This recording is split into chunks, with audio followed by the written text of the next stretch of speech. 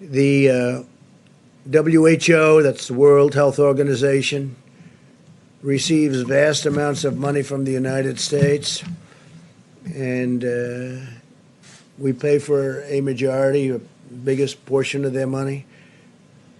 And they actually criticized and disagreed with my travel ban at the time I did it. And they were wrong. They've been wrong about a lot of things. And they had a lot of information early, and they didn't want to, they seemed to be very China-centric. They called it wrong.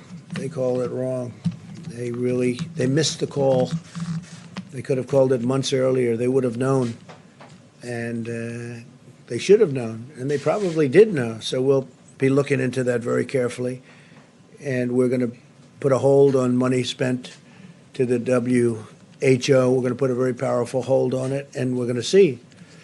It's a great thing if it works, but when they call every shot wrong, that's no good. A quick follow-up on that. So is it time to freeze funding to the WHO during a pandemic? No, maybe not. I mean, I'm not saying I'm going to do it, but we're going to look at it. You did say that. We give a tremendous, no I didn't. I said we're going to look at it. We're going to investigate it. We're going to look at it. But we will look at ending funding.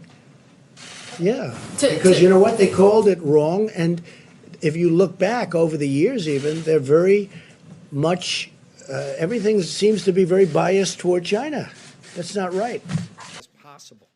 And virtually every one of those companies, we did have a problem with GM and Ventec. On the one hand, did you see these memos that reportedly Peter Navarro wrote back in January? When did you see them, and how does these memos sort of square with what you've often said that nobody could have predicted this? It sounds like he was predicting. I didn't see him, but I heard he wrote some memos talking about pandemic.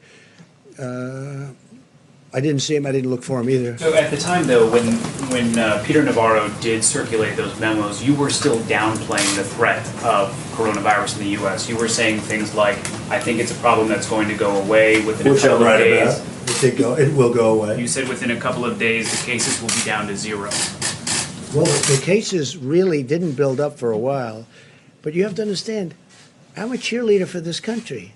I don't want to create havoc and shock and everything else, but ultimately, when I was saying that, I'm also closing it down. I obviously was concerned about it because I closed down our country to China, which was heavily infected.